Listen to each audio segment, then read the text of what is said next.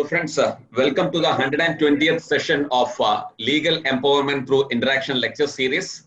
The journey continues. We have been exposed to different thoughts, ideas, and I would say at times we met with controversies, at times it was a pleasant sailing, but always, end of the program, we left the platform enriched. Today, we have a wonderful speaker, Sr.Adv. Shyampadmanassociates, sir. He is the president of the Supreme Court Bar Association, and the topic that has been chosen today is, in fact, an open discussion on administration of justice and the role of bar. All of us belong to different bars throughout country. We have from Tamil Nadu, we have from Andhra Pradesh, Bombay, Delhi, and almost all part of the country we have today on this platform. And you know, at times bar is taken into confidence. At times they are seen with hostility as if the members of the bar are some sort of inconvenience for dispensation of justice. At times they are taken as a part and parcel and sailed together. But whatever it is, we are sure that today we'll have a wonderful session on administration of justice and the role of bar. We are blessed with the presence of Justice B. Ramkumar, sir. And sir, this being an informal platform, directly over to you, sir. Sir. Thank you very much. Namaskar, everybody. Good evening. Friday afternoon at 3:30 is not really the most, easy time for all lawyers. They must have been completely taxed after, weeks hard work and perhaps wanting to relax a bit. So I think it would be very difficult for me to, really tax them any further. So I intend to make this into a pleasant experience, but with serious thoughts that I intend to share with you. And I would welcome, I in fact insisted that we should have a very active question and answer time in this discussion, because I would like to know from you what you feel about what is happening, and I certainly would be very happy to share my responses to your questions. Now, administration of justice and role of bar. This is something which is extremely serious, and yet it is extremely, I would say in a difficult phase at this point of time in our country. We must remember one thing, and this is where perhaps the judges, the lawyers have to really perhaps understand that we have a great responsibility and a great duty towards our democracy. Our democracy doesn't mean merely freedom, of all kinds. What it really means is how do we, help 130 crore Indians who are really today and for a long time have been, suffering because of deprivation of their constitutional rights and other legal rights. Our freedom, fighters, our forefathers fought freedom for almost 100 years, and they all shed their blood to get us this, beautiful freedom on 15th of August, 1947 from the British. I have always said that our constitution is therefore, written not with ink, but with blood. And this is something which we as Indians are unfortunately not really realizing, that how important, how serious, how,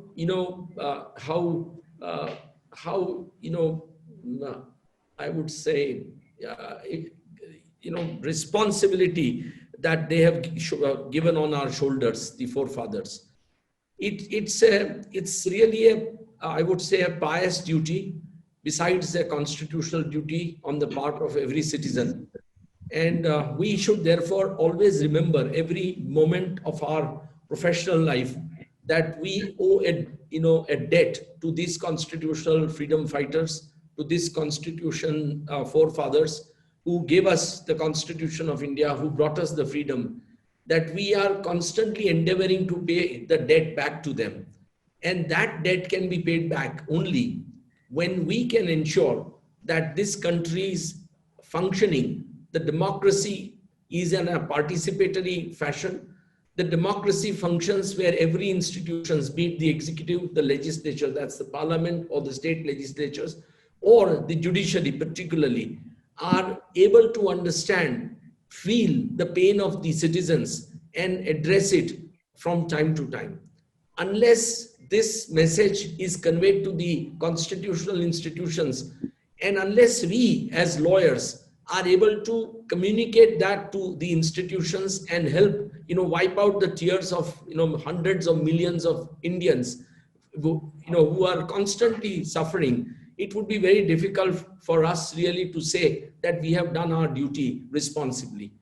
We must not forget that we are a newly born nation, 75 years after, almost several thousand years of slavery, almost 2,000 years of slavery is not a very easy task. But we must say that even after that, in the at least first, 20, 30 years, the government or the people, all those who were responsible, who came into, power, be it Pandit Jawaharlal Nehru, be it Sardar Vallabhbhai Patel, be it everybody else who came, they were so, I would say, conscious of the constitutional obligations that they kept the democracy absolutely intact. Even when there was virtually no opposition to the Congress party in the 50s and 60s and 70s, the constitutional institutions by and large remain fiercely independent. And you have therefore the Supreme Court and the judiciary, which till 1977, 78, when the sad judgment in ADM Jabalpur was given, till that time, the judiciary remained fiercely independent.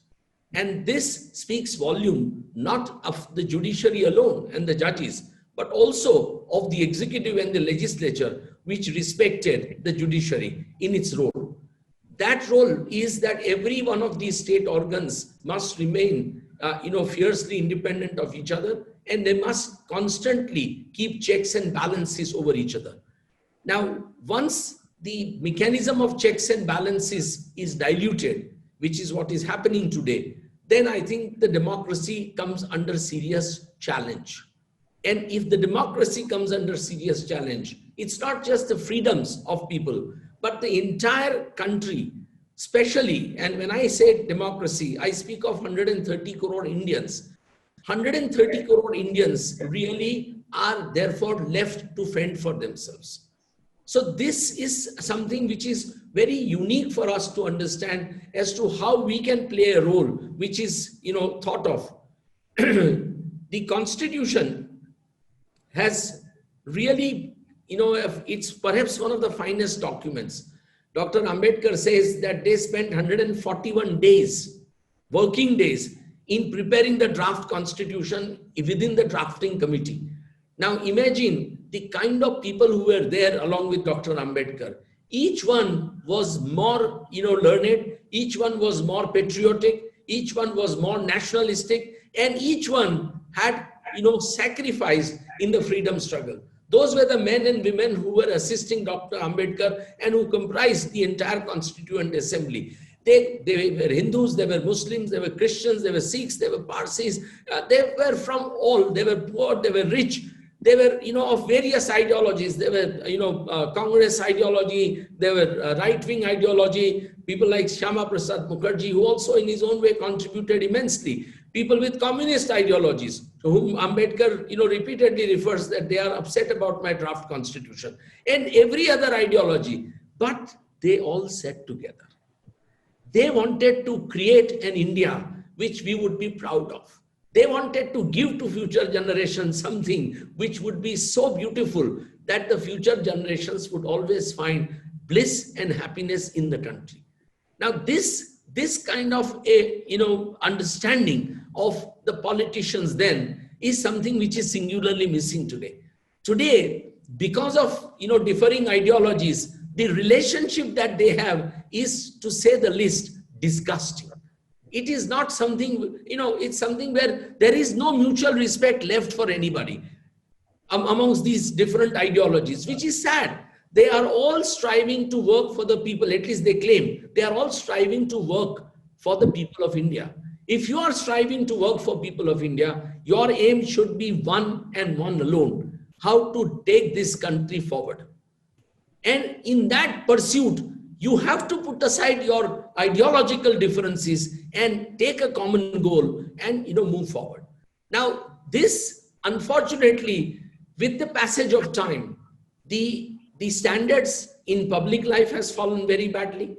We have now seen, at least for last 35 years, that the corruption, the inefficiency, the bias, in governance has become a pandemic. It has nothing to do with a particular political party. Across the political parties, the standards have seriously fallen, and we are not able to do anything. We, the citizens, and as I have always said, I would say lightly, that in India, democracy only works during the election. Once the elections are over, democracy comes to an end. Those whom we have elected forget us, and they do exactly what they want to do. Now, this is something, which is not acceptable. If you were to look at the manifestos that every political party publishes before the election, and if you find, and if you compare that, their work at the end of their 5 years after they are elected, you will find that perhaps even one aim and object in that manifesto has not been achieved by that political party. Because that is only to fool us into, voting them into power. They never are serious about it. Now, with this kind of fall in public life, and we must understand that today, the decisions by the executive, laws by the parliament affect citizens on a daily basis. We just today cannot live without being affected by the governmental actions or inactions or by parliament or legislature's laws. They affect us in our daily life in myriad ways. And it is therefore whether it is, our right to food, whether it is our right to speak, whether it's our right to breathe, whether it is, anything, the governmental actions seriously affect us. And we are therefore today, to a great extent, dependent on the, right functioning of the executive and the legislatures. If the parliament doesn't pass the laws which are really required to uphold the constitutional aims and objectives which are specified in the preamble, if the parliament acts contrary to them, if the parliament passes the law which are in support of those aims, but the executive does not implement those laws, or if the executive does not uphold the constitutional protection of the citizens on a daily basis, which we are seeing, then this creates a serious problem. There is a very serious, I would say, gap between what the constitution envisages and what is happening today in day-to-day life affecting a common man, the citizen. And therefore, it becomes extremely important for us, those who are connected to administration of justice, the judges and the lawyers, because we also are in a great sense responsible for ensuring that things are kept under check. Now, judges and lawyers therefore must understand that if the executive and the legislature are failing, then they have to step in. It is not that the judiciary or the administration of justice is trying to really scuttle the executive policy decision or the mandate of the people given to the parliament or the legislature. No. In one of the earliest judgments, the Supreme Court in Romila Thapar and in subsequent 1952 judgment, the Supreme Court categorically says, and those are constitution bench judgment, very beautifully it puts it. It says that we have heard the criticism that we are trying to take away the work of the legislature. No, we are simply doing our duty. Our duty is to ensure that the fundamental rights of the citizens are protected in letter and spirit. And if we find that any law transgresses those rights, then it is our duty to strike down that law. If any executive action or inaction is affecting the constitutional and legal rights of the citizens, it's our duty to step in and ensure that those rights are protected and preserved in as best possible manner as we can. Now, that is the approach that Supreme Court gave right from 1950. Romila Thapar is not Romila Thapar. Thapar's judgment in 1950.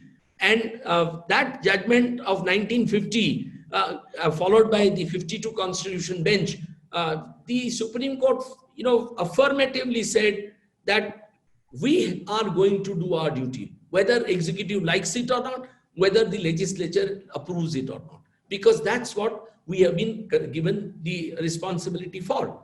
That is where separation of power theory, which really is not very directly brought into our constitution, but is really the spirit of our constitution. And that is why you will see Article 226, which gives the High Court absolutely, untrammeled powers to ensure that fundamental and other legal rights are protected, and that the High Courts can issue those writs orders for any other purpose. Now that, is much wider than 32. The reason it's 32, citizen has a right to move the Supreme Court, and Supreme Court has said that Article 32 is itself a fundamental right. Right to move Supreme Court is a fundamental right, and the Supreme Court has to ensure that fundamental rights are protected. Now, this being the position, it would be very difficult for us to really assume that by moving the courts, by moving the High Courts, by moving the Supreme Court, the citizens are trying to in any way, clothe the judiciary or administration of justice with more powers than what Constitution had ever imagined. No, that's not what it is. Those are precisely the powers which the Constitution has really thought of. In fact, when the first draft came to Dr. Ambedkar, which was prepared by Jawaharlal Nehru and many others, Dr. Ambedkar on the first day of the Constituent Assembly was extremely critical of that draft. And he said, what kind of draft is this? It only speaks of the rights and there is no provision for the remedies. And he says that rights without remedy are absolutely useless. And that is how they conceived of these extraordinary powers of, issuing a writ of mandamus, certiorari, prohibition, quo warranto. This was the whole purpose. Say, how do you protect the liberties of citizens? I mean, if you are going to give them freedom of speech, expression, protect their liberty, their lives, right to move, right to do business, all these rights, bundle of rights, if they are to be protected, somebody has to do it. You can't leave it at the mercy of the executive and the legislature. Constitutional framers were not dumb. They were extraordinary men and women with great intelligence. They knew. In fact, Ambedkar, and if you read the Constituent Assembly debates, you will find repeatedly warnings being given by Dr. Ambedkar, Kanhayalal Munshi, and many others who repeatedly said that the future is extremely dim for India. And we therefore have to ensure that the citizens are empowered as best as we can. Now, it is in that pursuit that these rights and these remedies were provided and conceived in the Constitution. It's one of the most beautiful documents. We have a problem in this country. We, frankly, do not respect the Constitution as many other countries do. Today, in United States of America, if President Trump passes an order and directs the Attorney General to implement that order, the Attorney General lady, she was the acting Attorney General, she refused to implement that order, saying that, Mr. President, I am bound by the Constitution. I am not bound by the President. Now, this is the level of respect for the Constitution. This is the level of independence which is expected of people in administration of justice.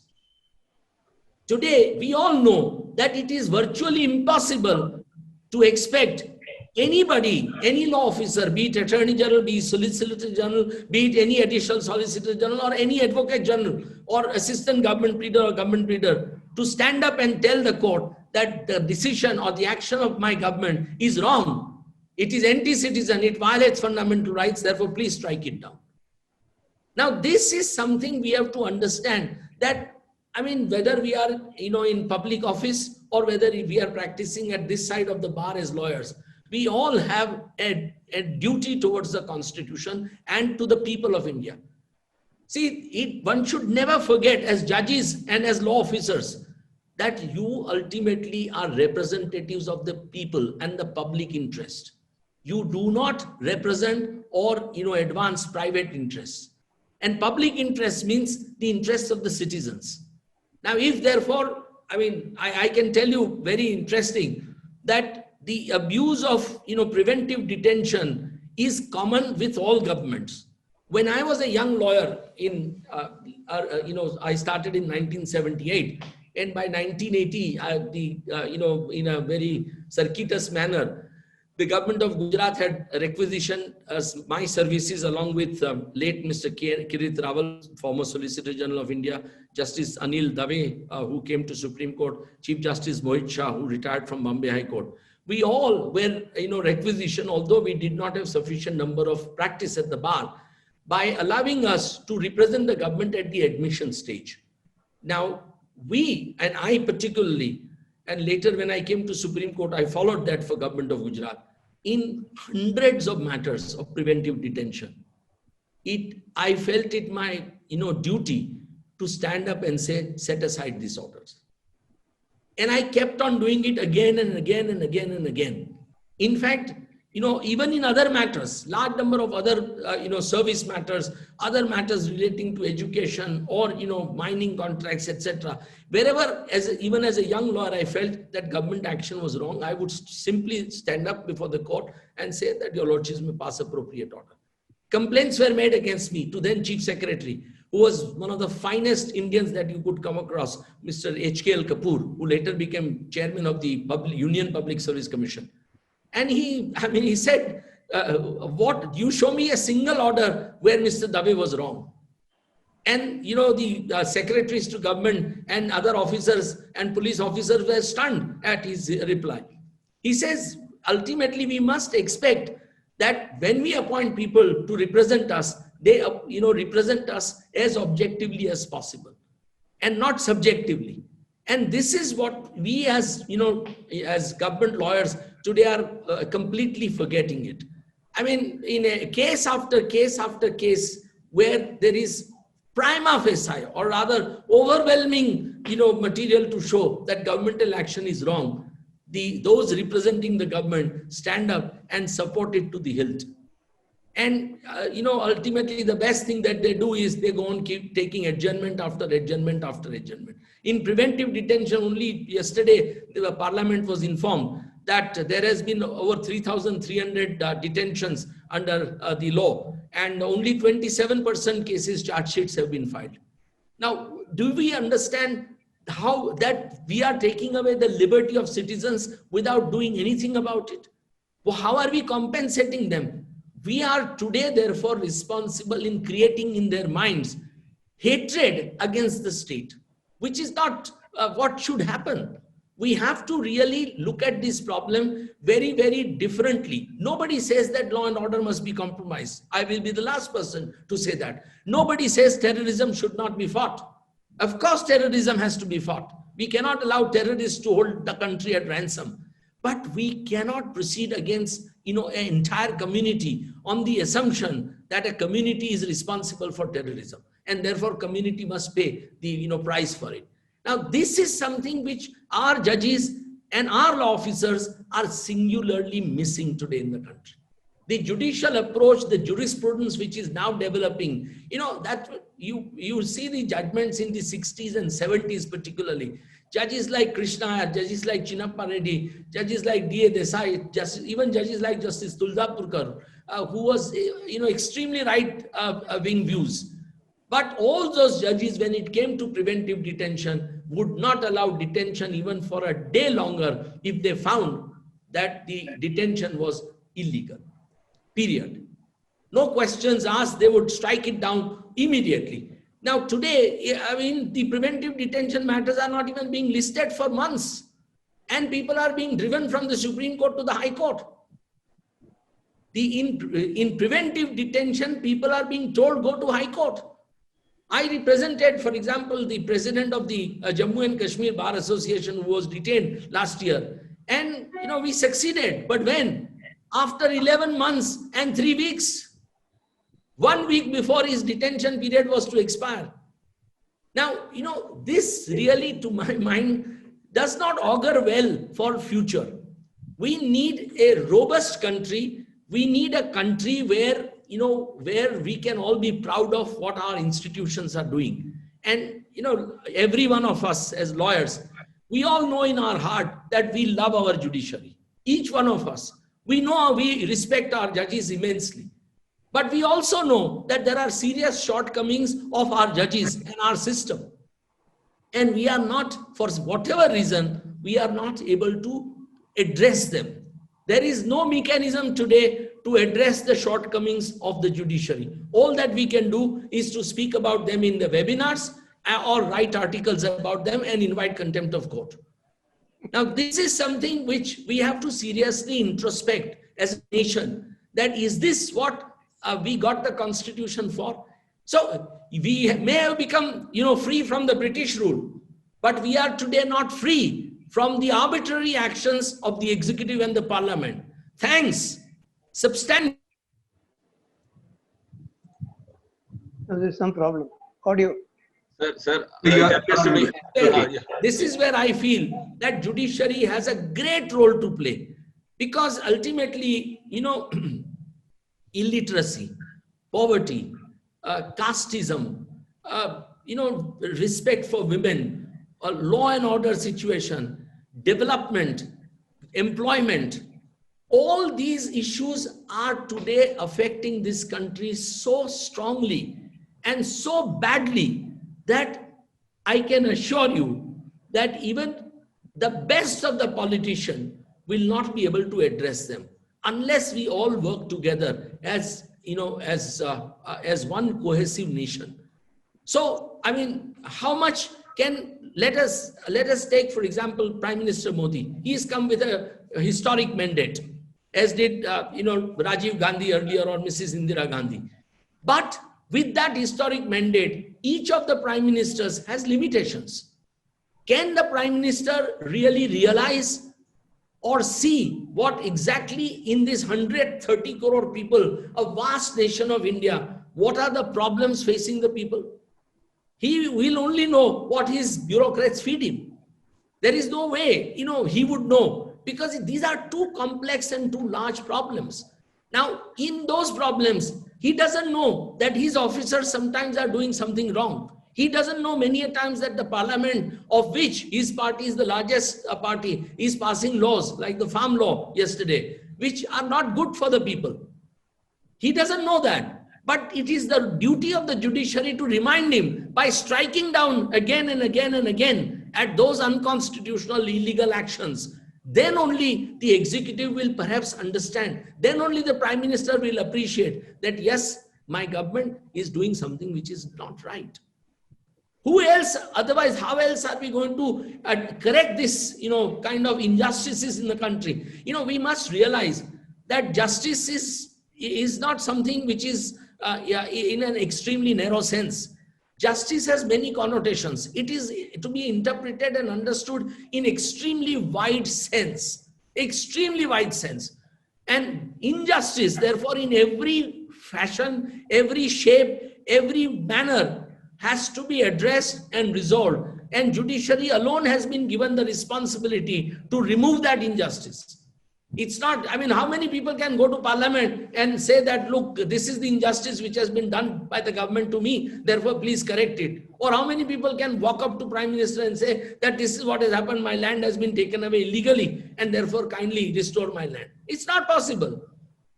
That is why judiciary has to really constantly be on monitoring basis. It is to my mind, judiciary is the best regulator, the most powerful regulator to ensure that people's rights are preserved and that injustice is corrected as swiftly and as quickly as possible.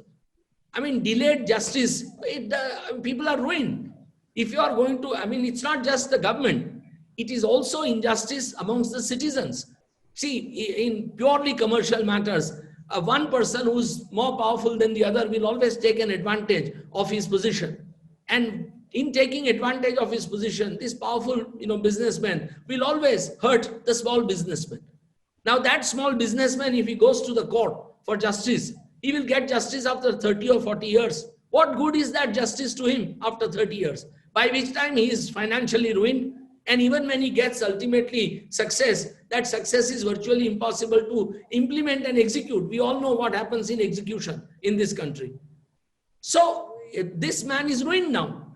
Now, it is therefore, something has to be understood by judges and by lawyers when we represent our clients also. And we must have that responsibility and duty that the rich and the powerful have virtually hijacked the judicial system.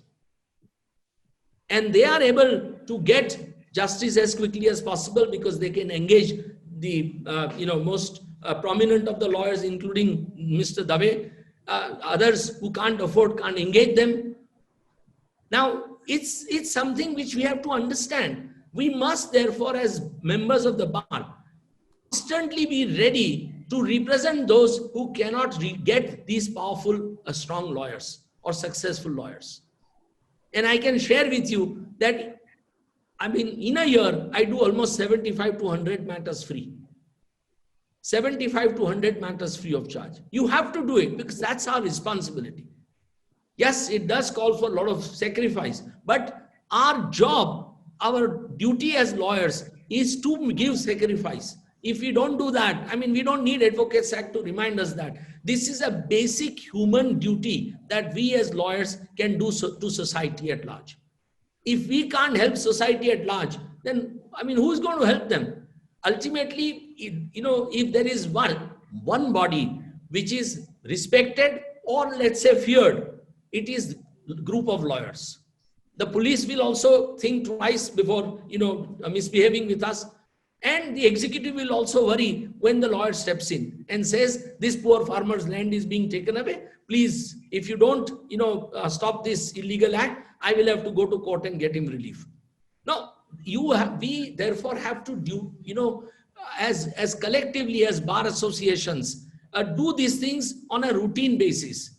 Unfortunately, the Bar Council of India and the Bar Councils of the states are just failing in their constitutional and statutory obligations completely.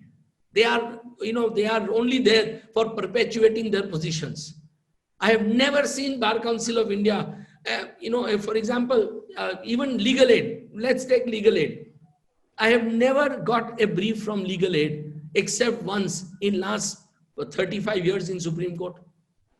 I have been repeatedly begging the judges that I am willing to appear for legal aid matters. No judge is willing to share them. We have now given legal aid I don't mean any disrespect to anyone, but legal aid does not mean that you only give it to young lawyers who just stand up and tell the judges in the court, my lord, this is a legal aid matter. So the judges are expected to do some, special hearing for them. Now, I see that day in and day out in court. This is not what legal aid is supposed to be. Legal aid means that the lawyer who is entrusted with the responsibility gives his best to the brief and presents it to the judges as best as he can.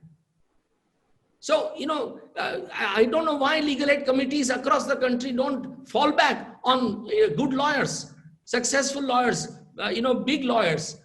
They don't want to. So how does the poor litigant get the justice from our courts? It's very difficult. Who gets their matters fixed early? Only those who are, where stakes are high. So those lawyers who have access are able to get the matters fixed quickly. And those, who don't have access are not able to get the matters, fixed quickly. So these are day-to-day problems. It's not something that one, it's not to disrespect the institution of judiciary.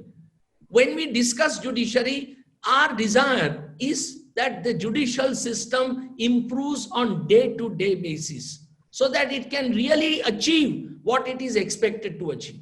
When we criticize judges, it's not that we don't like the judges. Of course, we like them. We know that they have great potential. But we want these judges who are not exploiting their potential to the best to, do that, they give their best. We don't want judges to be influenced by the personality of the political leader or the political wind for the time being. No, we certainly don't want that. In America, the judges to the Supreme Court are appointed generally on purely political ideology basis.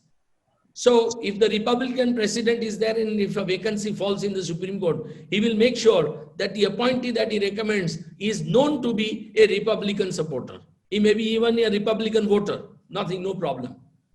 Now, Chief Justice Roberts was appointed by a Republican president, Bush. When Obamacare was challenged, Chief Justice Roberts was one of those who joined with the liberal judges to uphold Obamacare. You must read the judgment. It's a beautiful judgment of Chief Justice Roberts. His opinion really speaks so beautifully about the need to extend this care, medical care, to those who can't afford it. Of course, President Trump came and killed that, Obamacare legislation. But what I'm trying to tell you is that it is not that judges always must, follow the executive.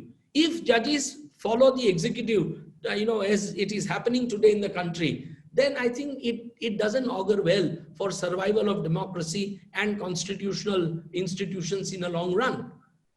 They will slowly and steadily crumble. And that's not what we want. In fact, in England, as you know, earlier this year, when Prime Minister refused to call the Parliament, the Supreme Court of United Kingdom stepped in. And in a beautiful opinion, and unlike our judges, every judge doesn't give a separate opinion. There is only one opinion, and one opinion consists of some 15 pages, where they have beautifully analyzed the law and said what is the role of the court.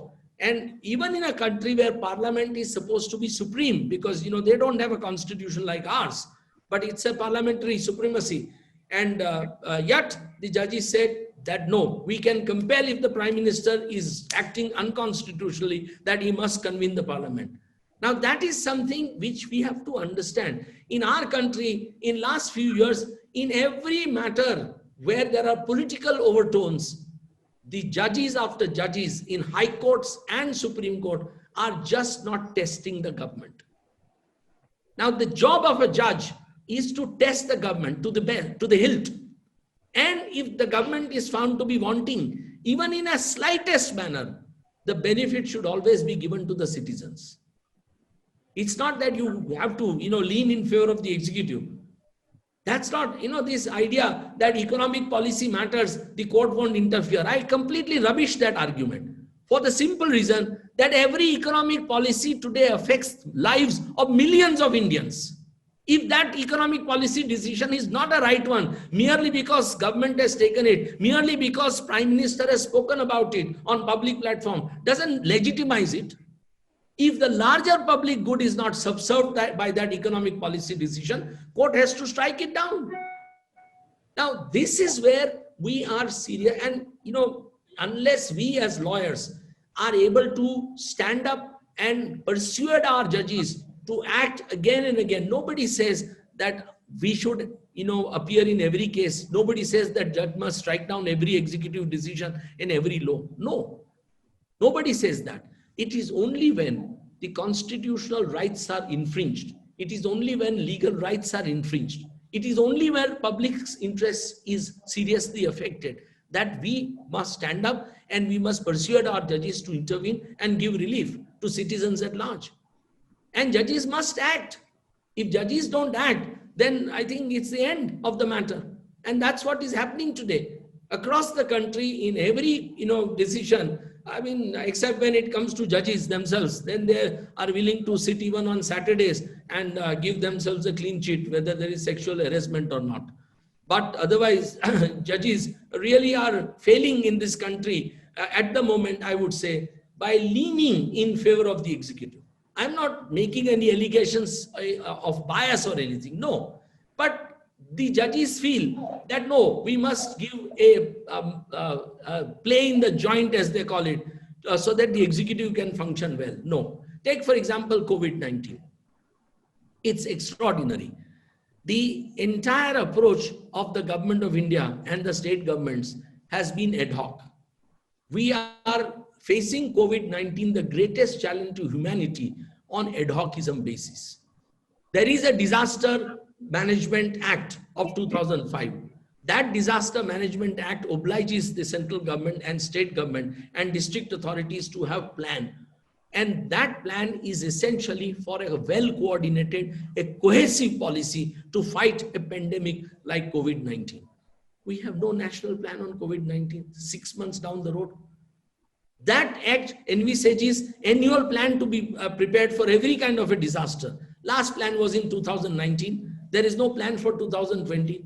And we are now almost in September, middle of September. Now, if COVID plan was made, it speaks of many things. It speaks of the measures to be taken to fight the virus, coordinated measures. For example, this non-availability of oxygen across the country today. If there was a plan, it would have been very well executed. It would have then said that the total production of oxygen is in the country is X. And this is to be distributed to various states in this proportion, X minus Y minus Z. So that, and there is a monitoring group which constantly monitors the need or requirement of oxygen in every state and every city. The Central Monitoring Committee reviews the state's demands. So if Gujarat or Madhya Pradesh want something more, they can immediately telephone and more oxygen will be diverted there. But we are today facing a situation where patients are dying for want of oxygen. And you and I are not at all concerned about it. We are not bothered. I mean, is this a kind of a country where every life must not matter to us? It's only when the lives of the politicians and the relatives or the judges and their relatives or top lawyers and their relatives or industrialists and their relatives are in a challenge. I mean, is this how we have come to? What is Article 14 then?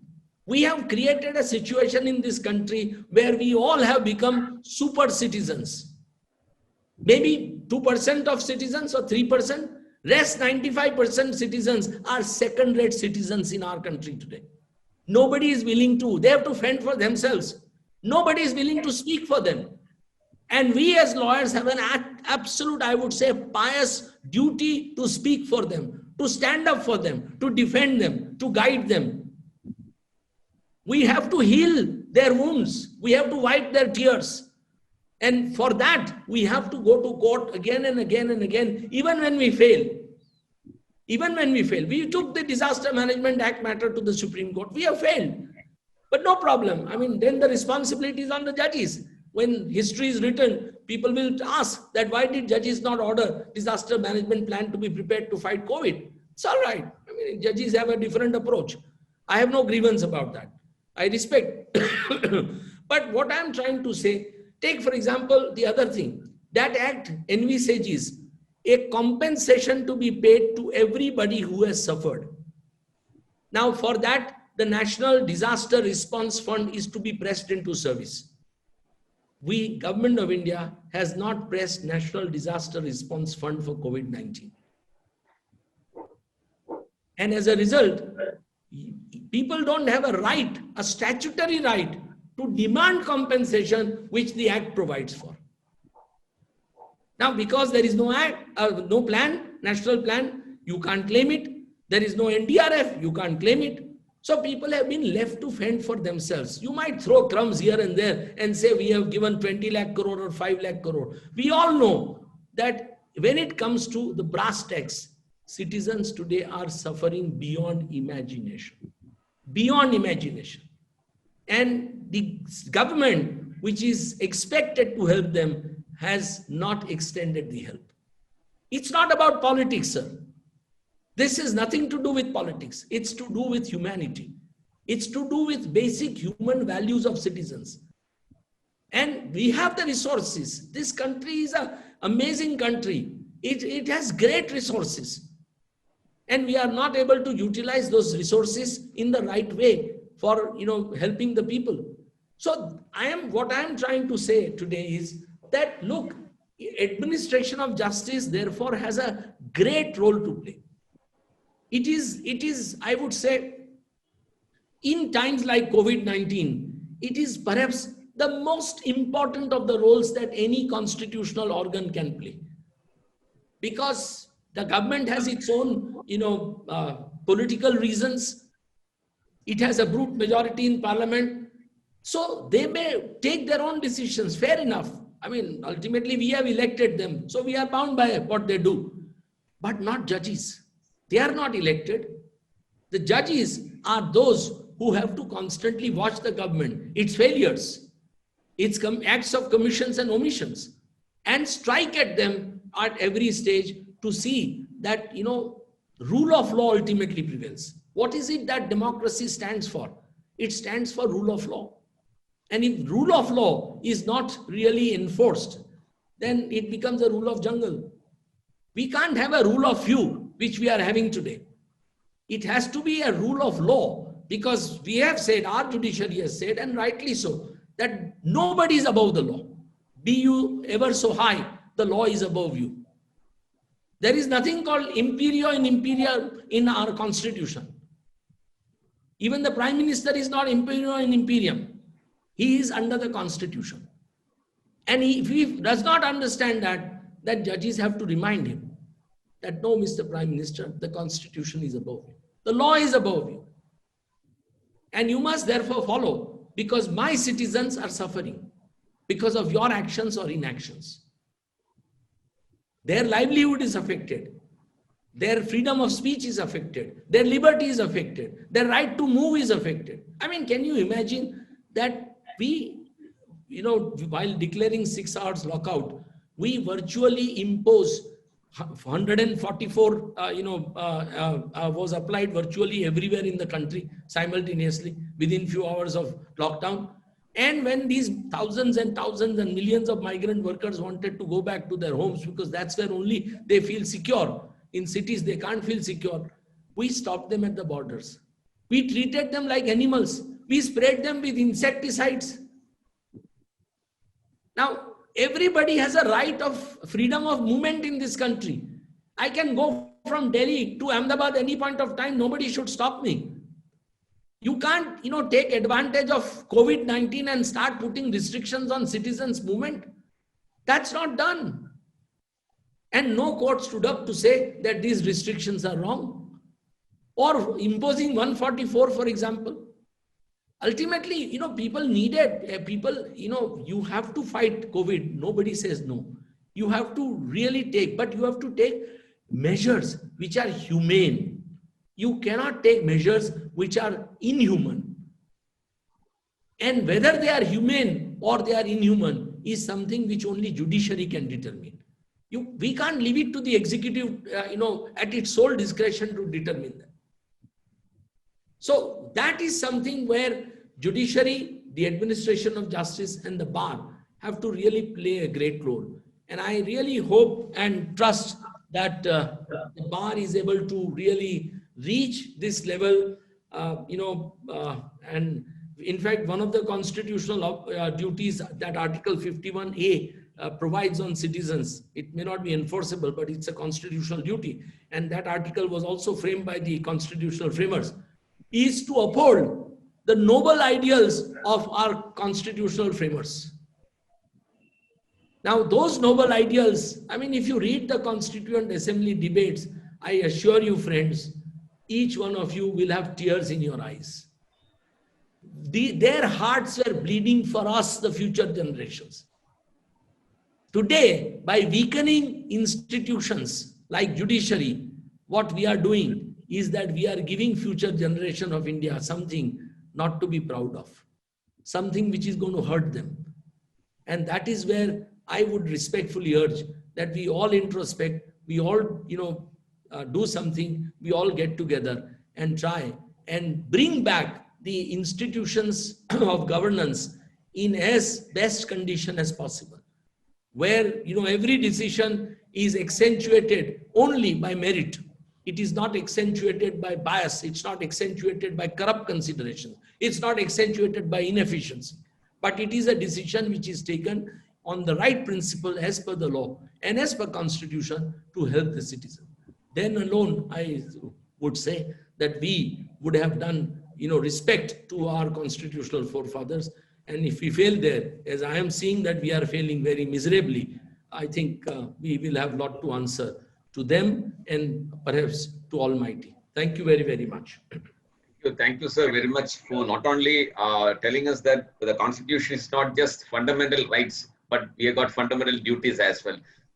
Before we enter the interaction section, can we request Justice V. Ramkumar sir for your comments, sir? Thank you, Shyam. Excellent articulation, impromptu, with a constitutional concern.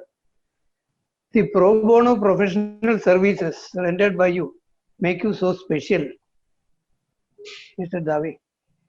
We were also sharp enough to perceive the innuendo that access to justice is not access to the registry, so that your case can be taken out of turn. Now, I have only two small questions. Does not see judges of the Supreme Court are endowed with all facilities digitally and otherwise. Unfortunately, we come across conflicting judgments by co-equal benches, some knowingly, others unknowingly. Why does it happen? That is my first question. Second question probably may be the answer to the first question. Does not the exponential rise of population and the proliferating docket explosion responsible for the sad delays and the incongruity in the justice delivery system? These are my two questions. Let me respond to that, Lordships. When I make innuendo, I do it with respect. First, let me clarify that. Because I'm also a judge's son. My father was a High Court judge, and I love judiciary. And I actually, from my bottom of my heart, I respect it. And I really have so much of love for judges, even when I criticize them, because I know that judiciary can deliver a lot. So that's a separate debate. But when you say that about these judgments, see, the reason is that I think even amongst the judges, the respect for precedents is slowly and steadily diminishing. And judges don't understand that when law is declared by the Supreme Court, by virtue of Article 141, it's the law of the land. And by virtue of Article 144, everybody in the country is bound to act in aid of the Supreme Court, which includes the Supreme Court itself. Now, therefore, it is really, I would say, I completely agree with you, that it is very unhealthy for an institution of eminence like the Supreme Court, where judges go on giving conflicting decisions. In fact, on any and every issue, take for example, anticipatory bail, I'll tell you. If you read CBI's judgment, Constitution Bench judgment, yes, carefully, you will find that Chief Justice Chandrachud, who spoke for the court, his heart was bleeding for citizens because he felt that their liberty was so sacrosanct that judges must be very conscious that the prosecution is not bringing a false case and arresting citizens. Therefore, anticipatory bail should be seriously considered and granted. Today, we have reached a situation where virtually every judge in the country, from Supreme Court down to a trial judge, is not even willing to consider anticipatory bail, completely overlooking that judgment. And after that, series of judgments have come where, all kinds of things are said why anticipatory bail should not be granted. In fact, judges' subsequent decisions have said that anticipatory bail should not be granted in prevention of corruption cases. They have completely overlooked CBI. CBI was a case of prevention of corruption. And yet, limited duration. Should say that. Limited duration. That is also contrary to the Constitutional Bench. And they reversed the High Court. Justice Chandrachud reversed the High Court. So, secondly, when it comes to the docket, I quite understand. See, there are two problems. Have you heard in last 20 years any politician talking about family planning? Anybody? We are interested in building temples and mosques. But do we talk about family planning for last 20 years, 25 years? The campaign that we used to see when we were young against, for family planning has virtually disappeared. Has virtually disappeared today. So I have always believed that the politician wants this country to be overpopulated and illiterate. Then only he can get elected. And that's a very, very sorry state of affairs. We are wasting our energy on everything else, but we are not addressing ourselves on the real issues. And this is where we really, I mean, we have to have debates and dialogues amongst us. And, states like Kerala, where there is 96% or 98% literacy, can really teach a lot to people, in other states where literacy is not so high and, family planning is not observed. Education brings family planning automatically. We know that. I mean, it has nothing to do with religion. The argument that particular religious community has more children than others is all bunkum.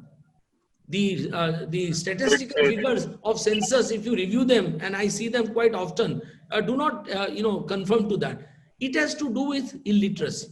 If you are literate, you will always do everything which is good. For example, take, for example, public cleanliness, health. Now, those are issues where, people, if you are educated, I remember once I was traveling in Kerala, somewhere from Cochin to Munnar or somewhere.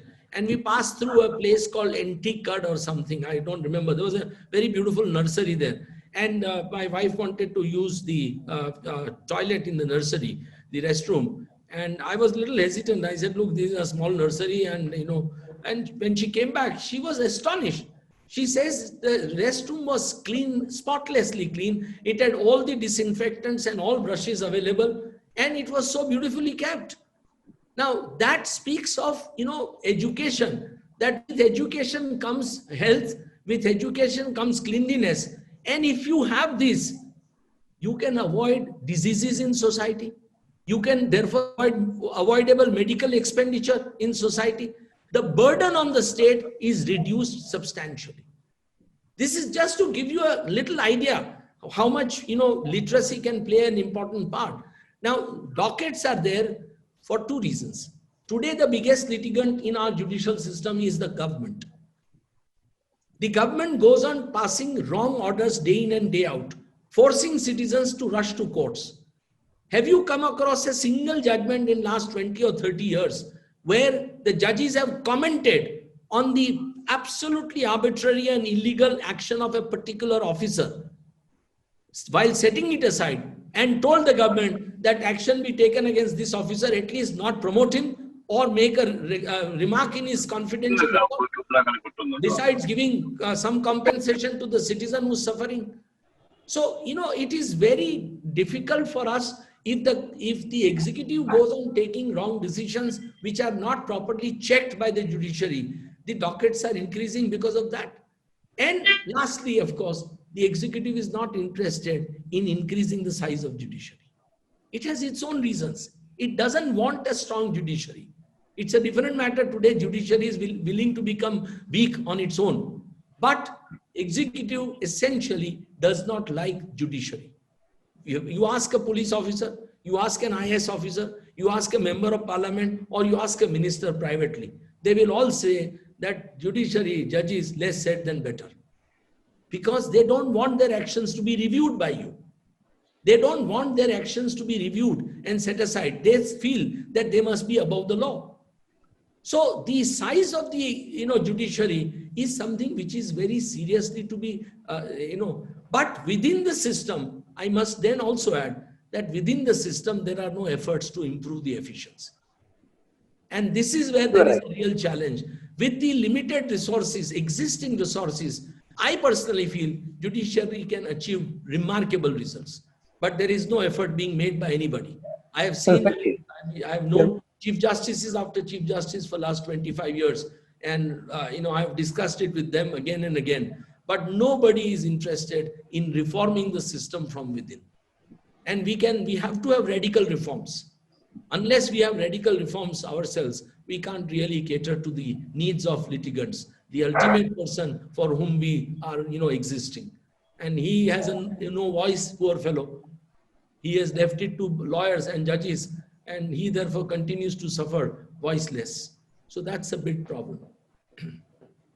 Thank you, sir. We have Nawazjan with a question. Nawazjan, can you put the question first? Yes, sir. Good evening, sir. First, can you hear me, sir? Yes, yes. Good evening, sir. First of all, not properly audible. Okay. Just a minute. Now, now it's almost inaudible. The Is other it? one was on the higher side, now on the lower side. Yes, Nawaz, shoot. Oh, God. Yes, Take sir. a, Sir. First take of a all, medium path. first of all, my congratulations and gratitude to respected Dushyant, sir, for he has addressed the most relevant subject in a most beautiful manner and in the most effective way. Most beautifully in the most effective way. So my question is, in today's world, if a layman believes that judiciary at times steps into the shoe of the executive, can we really blame the layman for believing so? Because often it happens that the political will, as you have rightly said, is being protected by the judiciary than the citizens' right. When there is a blatant discrimination and when a fundamental right is being infringed, when a legal right is infringed, the man is landing from pillar to post. He is not getting proper solution. Whereas if a political will is there, if a policy is passed by the government, it is being well protected by the judiciary. That is what we have seen recently, and that's what we are seeing recently. And the second is, you have stated rightly in a sarcastic manner that democracy is there during the election, and once the election is over, democracy comes to an end. It is absolutely right, and I congratulate you for that particular phrase. So, a particular community, whichever be the name, is being used as a prefix to some terrorist outfit. Is there any possibility of banning such a system? Because any religion or any community has nothing to do with the terrorism. But even then, any particular terrorist outfit is known by the name of some communities. Can the law, can the judiciary, can the apex court make a rule that the name of any community should not be used as a prefix to a terrorist outfit? Because terrorism has nothing to do with the community and vice versa. The terrorism erupts from the frustrated mind of the disgruntled persons. But in spite of that, it happens. And third one is regarding UAPA. Means not only UAPA, any other preventive detention. It is being widely misused, as you have rightly remarked and you have rightly observed. Sir, as lawyers, what role can we perform to put an end? Though not to put an end to all those, which is really an impossibility, what role we can do to alleviate these kind of anomalies in the society? These are my apprehensions, or rather questions, sir. Thank you very much. Mr. Nawaz, you have asked too many questions, so I don't know whether I can really remember and answer each one of them. But thank you very much for your kind words. There is no doubt that citizens are entitled to feel being let down by the judiciary, and they have every right to feel so, because ultimately, it is the citizen who is affected by wrong decisions of the government, however laudable the objective of the government may be. If it affects the rights of the citizen in a wrong way, then even a good decision must be tested and set aside. So I think people have a right to feel. You see, there is no doubt over the years, and this is what judges and lawyers must understand, that citizens also love judiciary. But they have tremendous expectations from the judiciary. And unfortunately, the judges are not understanding this now and are not reciprocating with the same love that citizens have showered over to the judges and the judiciary for the last 75 years. And that love can be showered by judges by right decisions, by right approach, by protecting them. Judges have to become a wall between the executive arbitrariness or the parliamentary arbitrariness and the citizens. That wall judges are not willing to become. And that is where citizen is absolutely right in feeling left out, in feeling that I mean, there's nobody to protect me if judiciary doesn't protect me. So that's something. So far as terrorism is concerned, let me say one thing which very few people understand in this country. Constitution recognizes only one type of people, the citizens. It has nothing to do with your religion, your caste, or anything. It's a different matter. We may have provisions to protect the minorities, or we may have provisions to protect the certain, vulnerable or underprivileged people. But when it comes to citizens, there's only one class of citizens, citizens of India. And it is therefore, terrorism has no religion. It has nothing to do with religion.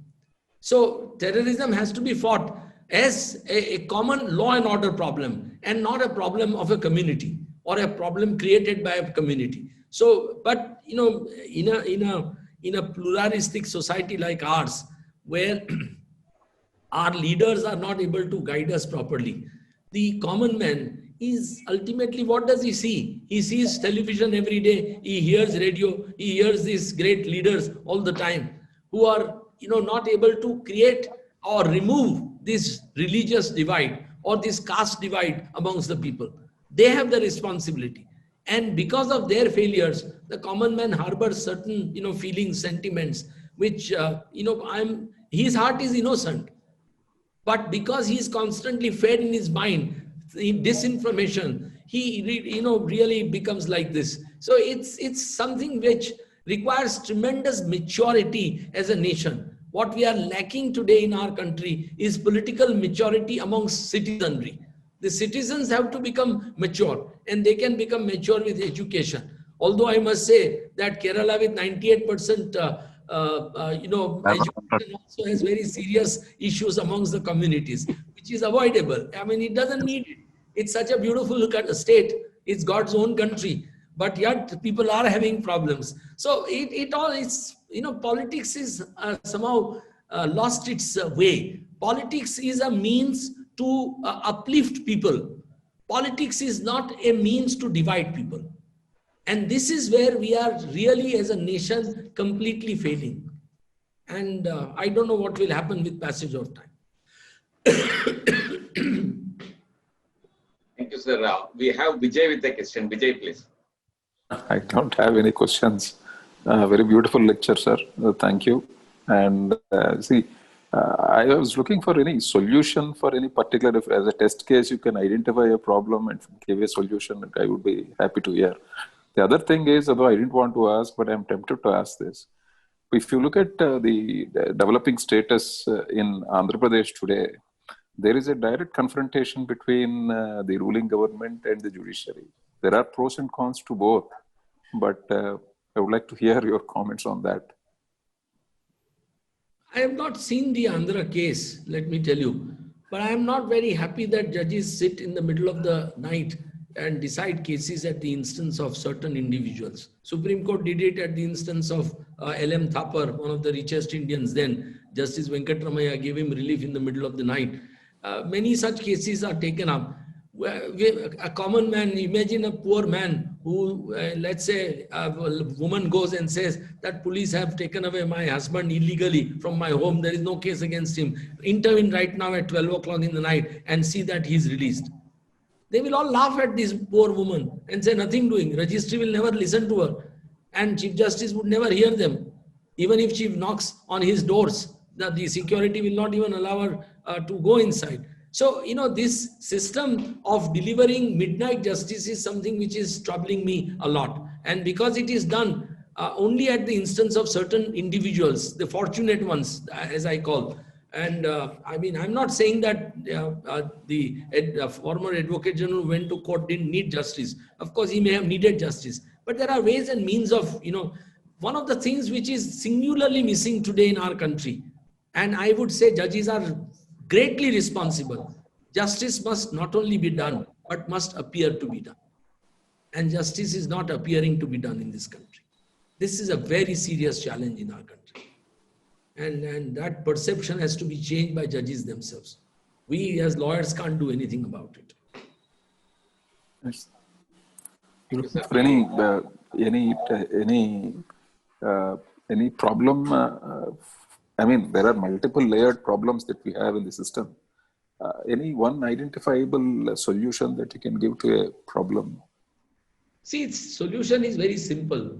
Every judge takes a constitutional oath. Ours is the only constitution perhaps in the world where oath has been specifically specified. And that oath you must read. It's very beautiful oath. I shall decide without any fear or favor. Now, I mean, if the judges only remember their oath, they will know that they have to do a duty only by the law and not by political perceptions, not by the appearance of councils or their faces, not by the names of the parties or their surnames. They have to go by the law. If the judges start doing that, I mean, every level, it's not just in the Supreme Court. At every level, we must, expect our judges to strictly follow the constitutional obligations and a letter of the law. If we do that, we can really achieve a lot. And this is where the, I would say the leadership in the Supreme Court matters. The Chief Justice, that way, I must say hats off to Chief Justice Venkatachalaya, who really was a man with tremendous vision, who wanted to do something good for the institution of judiciary, and who really tried to, reach out to as many people as he could in that direction, and was willing to step in every case of illegality.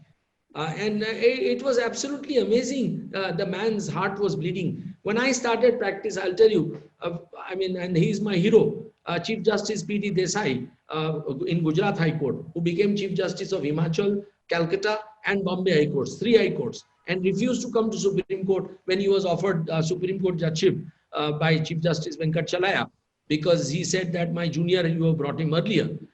Justice Amadi was brought him before that. This judge, Justice P.D. Desai, he was an extraordinary judge. His heart would bleed for every act of injustice. So when we were young lawyers for defending the government, if somebody's pension was not cleared for a month and somebody filed a petition, he would ensure that the pension officer is summoned to the High Court in less than 6 hours. And he will personally go through the file, and if he finds that it was wrongfully withheld, he will issue the orders that pension must be given within 12 hours. Now, there was no act of illegality which he would not strike at, and strike with iron hands, and strike instantly. And we learned so much from him, appearing day in and day out, that, this is what a judge, constitutional judge, is expected to do. That when he finds that constitutional rights of citizens are infringed, you must step in, and you must step in forthwith.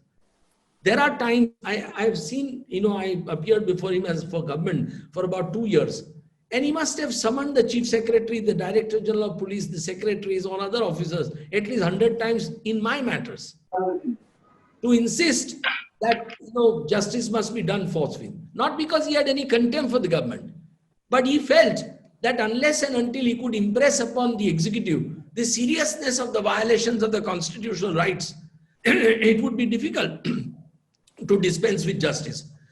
So that is something, that kind of an approach, I would say, is very seriously missing. Thank you. Thank you, sir.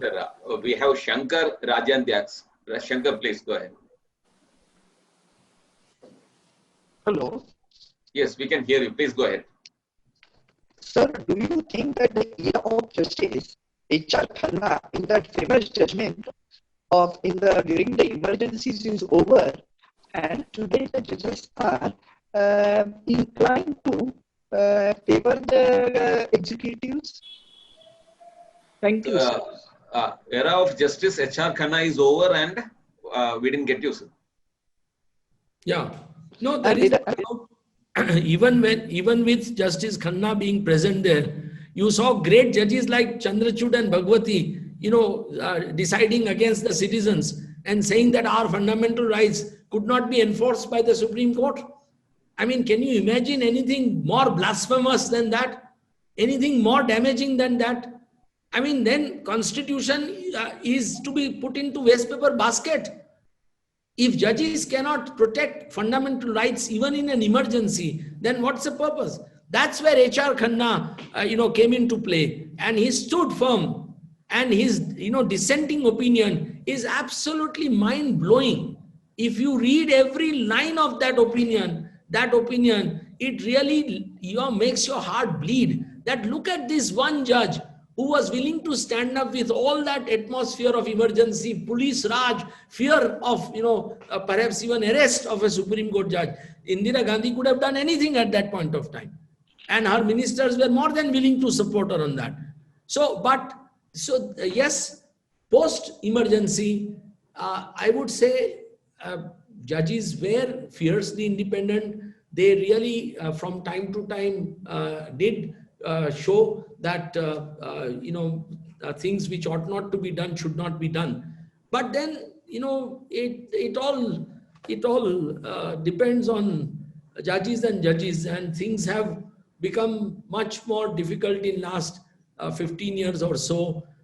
We have had many chief justices who have been who were weak for whatever reasons, and they allowed I would say a lot of wrong decisions of the government to be left unchecked, and that has weakened. In fact, you saw today I don't know whether you saw the report, but in this there is this particular TV channel which wanted to bring a particular program against a particular community, and Supreme Court has stayed that program. The government of India has filed an affidavit. I mean, look at the audacity of government of India, that you should not interfere with television first. If at all you want to do, please interfere with social media. Now, I mean, it is unheard of. Chief Justice P.D. Desai, I can assure you, if he had read that affidavit, he would have summoned not the person who filed the affidavit, but the minister to the court, and had that affidavit withdrawn within a period of 12 hours. You can't, I mean, so the executive has today come to take judiciary for granted. And for that, judiciary alone is to be blamed. For that, judiciary alone is to be blamed. The fear is not there in the mind of the executive that if we act wrongfully, the judiciary will strike at us. That fear has to be instilled. Not for any wrong reason, but for rightful reasons. That if you violate constitution, if you violate the laws, then sorry, we will intervene. Now that's something that message is missing today across the country. And the executives are taking things for granted across the country. I mean, look at this situation, that when Judge Loya dies in suspicious circumstances, when we argued, I told judges, all that we are asking is for an inquiry. He may have died of heart attack. The inquiry will prove that he died of a heart attack. But at least we owe a duty to the subordinate judiciary, which is the backbone of judiciary, that an inquiry was made. We were thrown out.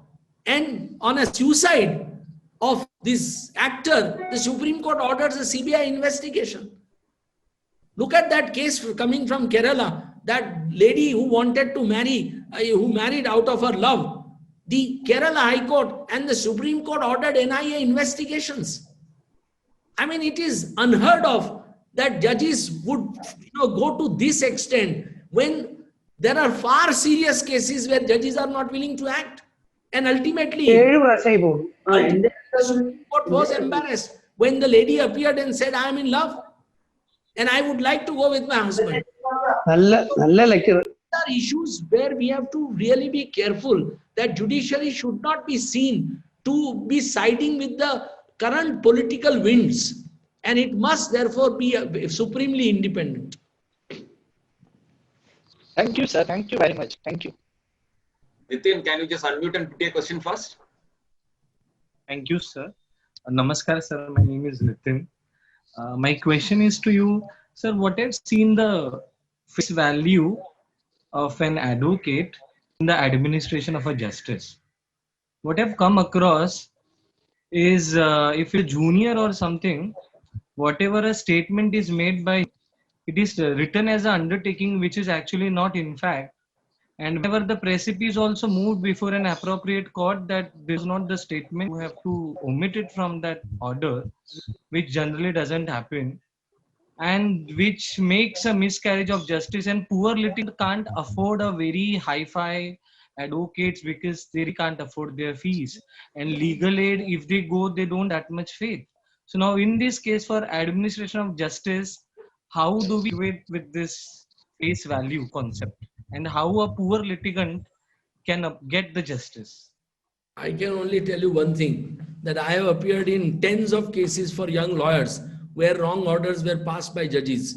For example, costs were imposed, or the petitions were dismissed for typographical errors, or for non-appearance the judges have made remarks against the lawyer. And likewise, there are lots of cases where I have appeared and helped young lawyers get the matters restored and heard on merits. So it's possible for frankly, the responsibility is on senior members of the bar in every court, and those senior members should be able to advise, guide, and appear for young lawyers who are facing difficulties, so that ultimately the litigant, who is the real stakeholder, doesn't suffer.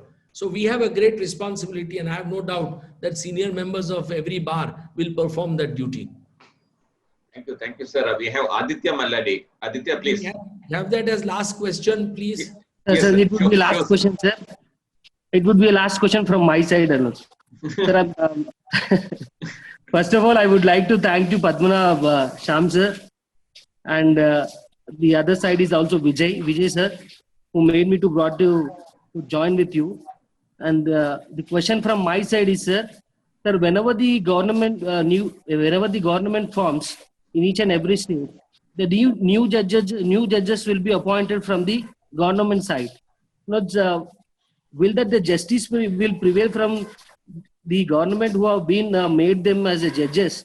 Lords, that is my question, my lord. Sometimes what happens whenever the new government forms, lords, respective of their concern, the judges will be appointed. Lords, that is my question. See, I'll tell you one thing. It's not just the judges. It's also the government lawyers and law officers. I do not agree with this concept that you have to appoint as government lawyers and law officers those who have a particular philosophy, or those who are related to judges or politicians or senior lawyers. In fact, all these appointments must be made on merit and merit alone. Even so far as the appointments to higher judiciary is concerned, those appointments must be made purely on merits. And that's what the Supreme Court judgment says in second judge's case, that best from amongst those available should be appointed. Unfortunately, it doesn't happen. We are appointing even in Supreme Court purely on seniority basis, without looking at even 10 good judgments of those judges who are being considered for appointment to Supreme Court. I dare say that rarely this concept has been followed, that before you consider anybody for appointment to Supreme Court, you see his judgments to find 10 good judgments. So, I mean, yes, politics has crept into everything. I agree with you. And what is hurting is that meritorious young lawyers are suffering because of that. So you can't have a system where, senior lawyers' sons and daughters, or nephews and nieces, or judges' sons, daughters, nephews and nieces are successful as lawyers, and far more meritorious young lawyers suffer. It is a bad system. I condemn it. I strongly condemn it. But what can be done if the bar is not willing to act collectively? Nothing can be done. It's the responsibilities on the bar to act, and bar must step in and do something about it.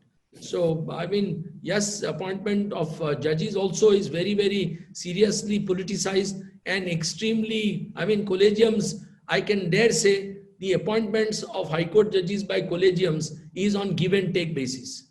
So when 3 judges sit, one says, this is my candidate, another says, my candidate, and third says, my candidate. So I am completely, really, I would say, disappointed that even after grabbing the power from the executive in the name of improving the judicial system, judges have not been able to appoint good judges in last 30 years. Definitely not. Thank you, sir. KVJ Rao sir and Praveen Kumar sir, we are sorry that we could not take your questions because the paucity of time will definitely, and we respect the time and effort taken by Dushyant sir. Over to you, Prem, to sum up. Prem. Well, sir, it was an excellent talk which really caught the audience attention all through. It was marvelous. It actually reminds me of the words of Lord Atkin in Umbard's case of during 1936. That justice is not a cloistered virtue. And also the famous speech of Abraham Lincoln, that is, with malice towards none and with charity for all, we must strive to do the right in the light which is given to us to determine that right. And sir, you are absolutely right. If we don't act in the right, meaningful manner, our constitution, it will be just like a body without a soul. Anyway, thank you so much, sir. Wonderful, wonderful talk. As we come to the, thank you, Prem, for that. And as we come to the end of the 120th session, one speech that we are reminded of where it was said that there are good judges and very good judges. Hope the bar will be having the power, the perseverance, and they will be able to help the good judges become very good judges. So with that, we come to the end of the 120th session. In tomorrow's session, we have Ms. Jyotika Kalra, member of the National Human Rights Commission, New Delhi. The topic is gender mainstreaming, challenges and the way forward. Shyampadmanassociates, sir, thank you very much for that wonderful presentation, electrifying presentation, in the sense like at least the theme of our platform is legal empowerment through interaction lecture series. Not only empowered, sir, we are also, I'm sure that the spark has been lit. I mean, in almost everybody, that everybody will strive, sir, to at least do something positive, and collectively and individually, we'll be able to make some change. That's our hope and wish. Thank you very much. Thank you very much, Justice Ramkumar, sir, for your presence, and all of you wonderful participants for the wonderful interactive session. Thank you, sir. Thank you, Lordships, and thank you, all of you. Thank you very much. Thank you, Mr. Menon. Thank you very much. Thanks a lot.